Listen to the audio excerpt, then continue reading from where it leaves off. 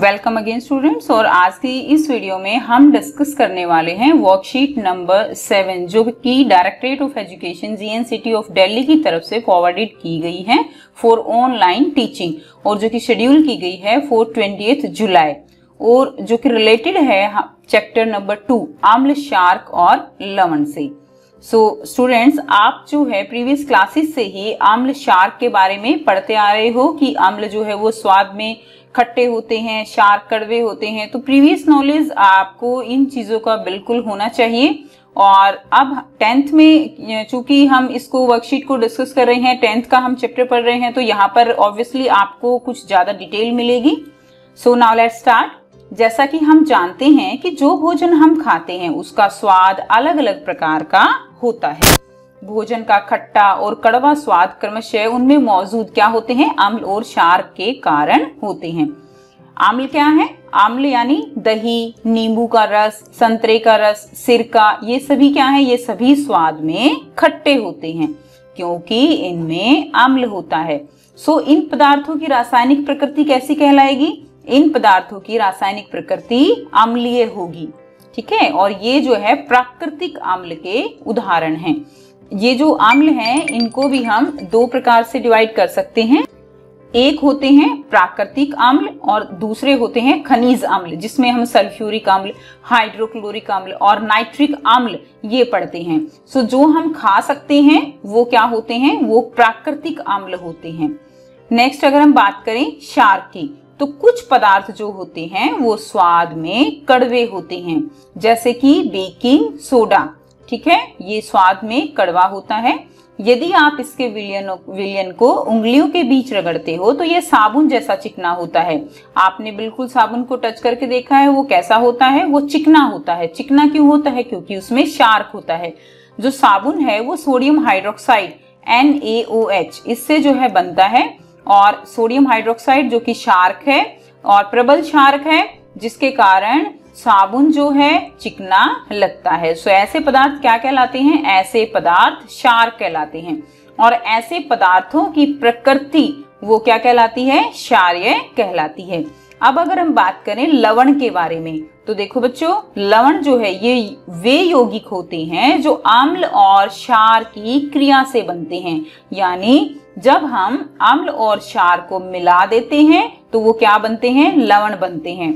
आपने previous classes में एक सिंपल सी रिएक्शन आपने पढ़ी हुई है, HCl प्लस NaOH।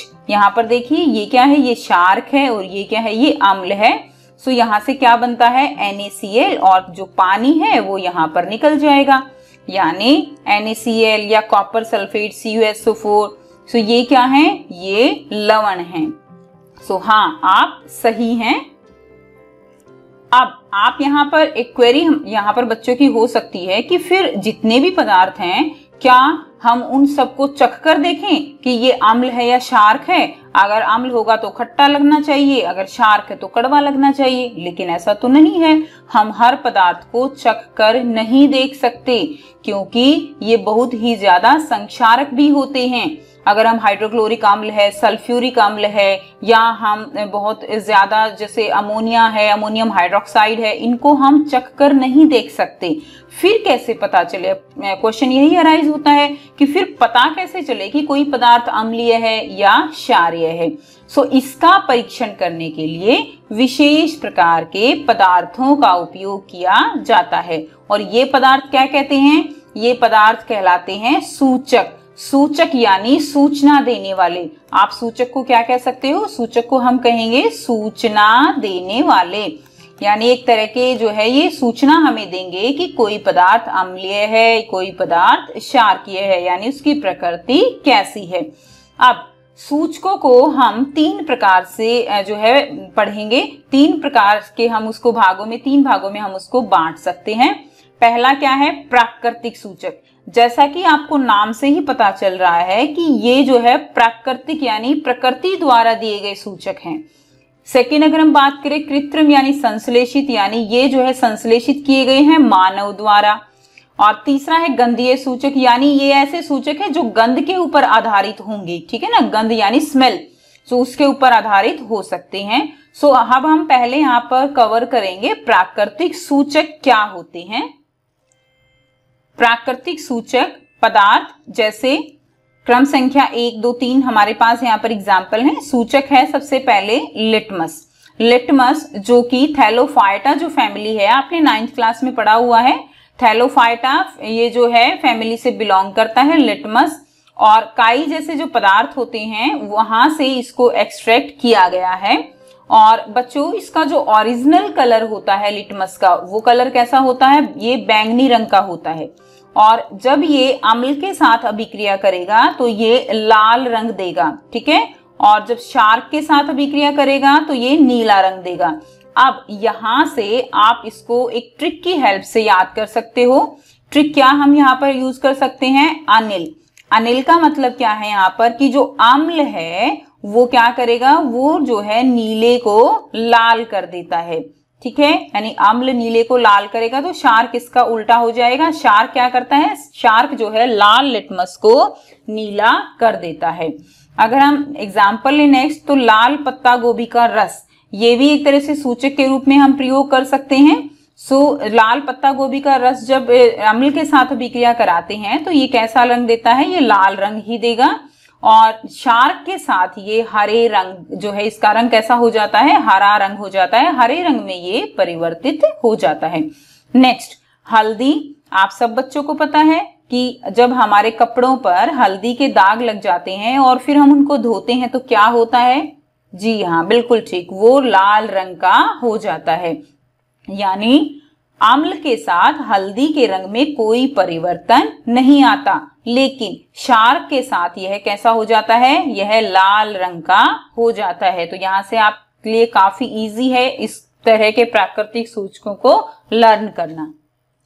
नेक्स्ट कृत्रिम सूचक, यानी ये क्या है, ये एक तरह के रासायनिक पदार्थ हैं। जैसे फर्स्ट जो एग्जाम्पल है आपका मेथाइल ऑरेंज, ठीक है।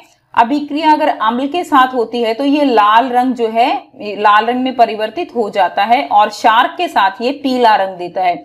यहां से भी आप थोड़ा सा इसको ट्रिकी करके याद कर सकते हो स्टूडेंट्स। वो कैसे, आप सब बच्चों को पता है अम्ल जो है वो बड़े जो है डेंजरस होते हैं, बहुत खतरनाक हैं, ठीक है ना। यानी डेंजर मार्क क्या होता है, लाल रंग होता है। और काफी बच्चे हैं जिनको मैथ से भी डर लगता है, इसीलिए तो बेसिक और स्टैंडर्ड इसमें डिवाइड कर दिया गया है। तो यानी मैथा, यानी यहाँ पे हल्की सी ट्रिक आप यूज कर सकते हो, मैथ्स। मैथ्स भी आपको बड़ा डेंजर लगता है, ठीक है ना, आपके लिए बड़ा डेंजरस है। तो डेंजर मार्क क्या है, लाल। तो आप थोड़ा सा याद रख सकते हो कि अम्ल में मेथाइल ऑरेंज जो है वो कैसा कलर देगा, वो लाल रंग देगा, और क्षारक के साथ ये पीला हो जाएगा।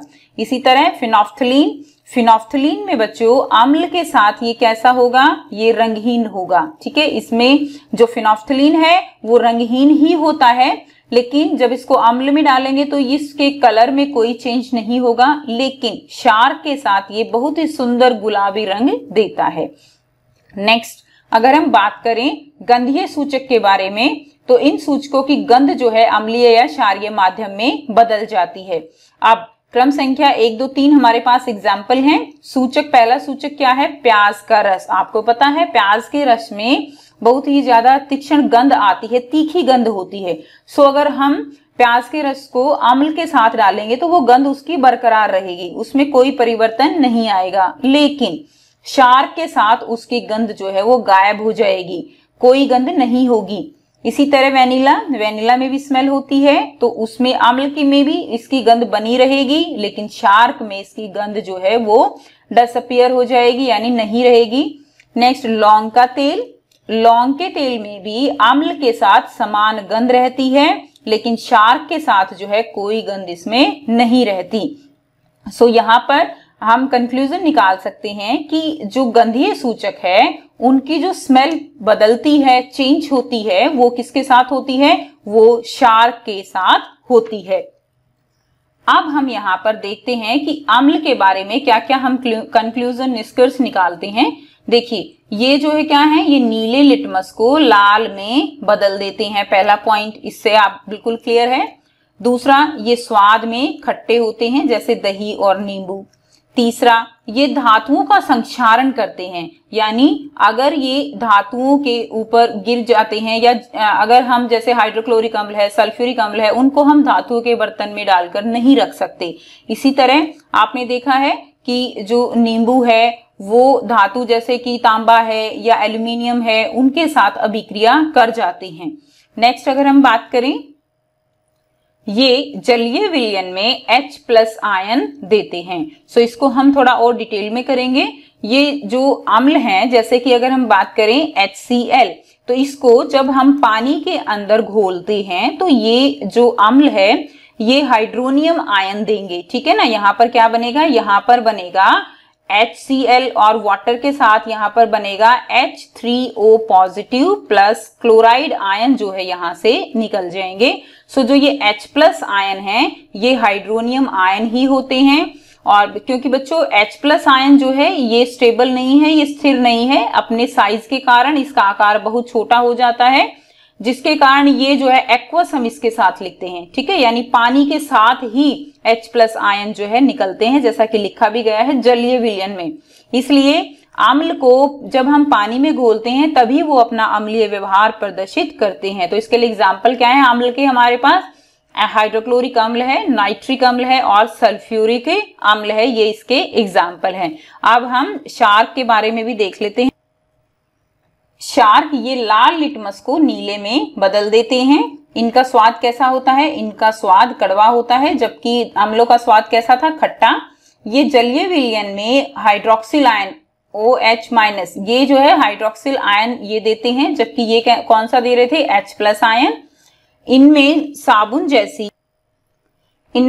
जैसी चिकनाहट प्रतीत होती है, ये आप साबुन को टच करके देख सकते हो, इसी तरह ये चिकने होते हैं।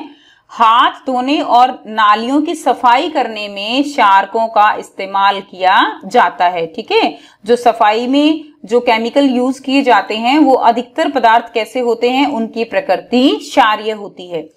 प्रबल शार्कों की प्रकृति संक्षारक होती है, यानी जो प्रबल शार्क हैं, अगर हम बात करें सोडियम हाइड्रोक्साइड, पोटेशियम हाइड्रोक्साइड, ये बहुत ही ज्यादा प्रबल शार्क हैं। और ये जो है इनकी प्रकृति कैसी होगी, इनकी प्रकृति बिल्कुल संक्षारक होती है, जो धातुओं के साथ या पदार्थ को जो है बिल्कुल खराब कर सकती हैं। सो यहाँ पर अब जो भी आपने पढ़ा उससे रिलेटेड कुछ क्वेश्चंस दिए गए हैं, और अगर आपने जो भी टॉपिक है उसको अच्छे से समझा है, सूचकों को अच्छे से क्लियर आपको हुए हैं, तो आप यहाँ पर सारे क्वेश्चंस के आंसर इजीली जो है यहाँ पर सॉल्व कर सकते हो। फर्स्ट क्वेश्चन क्या है, अम्लों और शार्कों के बीच अंतर बताइए। आप बहुत इजीली अंतर बता सकते हो। यहाँ पर शार्क दिए गए हैं और इस तरफ जो है राइट हैंड की तरफ जो है आपके अम्ल दिए गए हैं, तो वहां से आप अंतर बता सकते हो। अनेक घरेलू उत्पादों जैसे खिड़की साफ करने के पदार्थों आदि में अमोनिया पाया जाता है एंड ये लाल लिटमस को नीला कर देता है। तो इसकी प्रकृति क्या है, अब देखिए ये क्या कर रहा है, ये लाल को नीला कर रहा है, यानी हमने ट्रिक की थी अनिल, ठीक है ना। तो ये क्या कर रहा है, ये लाल को नीला कर रहा है, तो यानी ये क्या है, ये शार्क है। क्या है ये, शार्क। इसके अलावा एक और ट्रिक भी है, बेलन, आप इसका भी यूज कर सकते हो।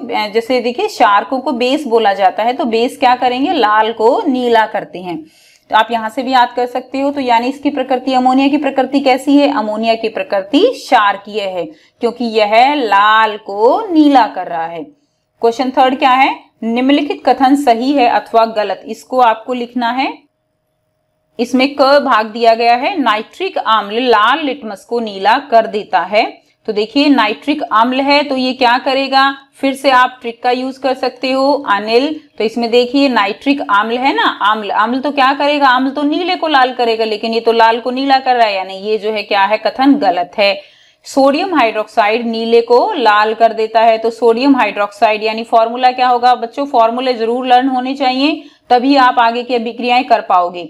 सो सोडियम हाइड्रोक्साइड NaOH ये क्या है, ये एक शार्क है। तो शार्क क्या करते हैं, शार्क जो है वो नीले को लाल नहीं करते, जबकि वो क्या करते हैं, वो लाल को नीला करेंगे, इसलिए ये भी कथन क्या है, गलत है। नेक्स्ट क्या है, सूचक वह पदार्थ है जो अम्लीय और क्षारकीय विलयनों में भिन्न रंग दिखाता है। तो देखिए बिल्कुल सूचक वही पदार्थ है। हमने 3 प्रकार के सूचक पढ़े जो अम्लीय और क्षारकीय में भिन्न रंग दिखाता है। तीसरा हमने हालांकि गंधीय सूचक के बारे में पढ़ा है, लेकिन दो सूचक हमने प्राकृतिक और संश्लेषित वही सूचक पढ़े हैं जो अम्लीय और क्षार के जो विलयन है उनमें अलग अलग रंग दिखाते हैं। तो ये हमारे लिए सही हो जाएगा। क्वेश्चन 4 यहाँ पर है, कपड़ों पर लगे हल्दी के दाग को साबुन से धोने पर उसके रंग में परिवर्तन कैसे आता है। तो देखिए, कपड़ों पर हल्दी का दाग है, हल्दी यहाँ पर एक तरह से सूचक का जो है की तरह प्रयोग हो रहा है। साबुन क्या है, साबुन जो है, साबुन में सोडियम हाइड्रोक्साइड है और वो क्या है, वो एक शार्क है। और हल्दी जो है ये क्या करती है, शार्क जो है उसके रंग को परिवर्तित करके कैसा कर देता है, लाल कर देता है। और यही कारण है कि कपड़ों पर लगे हल्दी के दाग को जब हम साबुन से धोते हैं तो उसका रंग लाल होता है, लेकिन अम्ल में इसके रंग पर कोई प्रभाव नहीं पड़ता। सो ये थी कंप्लीट वर्कशीट। आई होप आपको क्लियर हो गई है। फिर भी अगर कोई प्रॉब्लम है तो आप कमेंट करके पूछ सकते हो। इसके अलावा आप कंप्लीट चैप्टर को भी समझ सकते हो, और कंप्लीट चैप्टर को हमने काफी पार्ट्स में डिवाइड करके आपको समझाने का प्रयास किया है। कंप्लीट जो वीडियोस हैं उनका लिंक आपको डिस्क्रिप्शन बॉक्स में मिल जाएगा। कंप्लीट प्लेलिस्ट है, वहां पर आपको एक्सरसाइज और ब्लू बॉक्स के क्वेश्चंस भी मिलेंगे। वहां पर क्लिक करके आप कंप्लीट चैप्टर को इजीली समझ सकते हो, और एनसीईआरटी से चैप्टर को कवर किया गया है। So thanks for watching.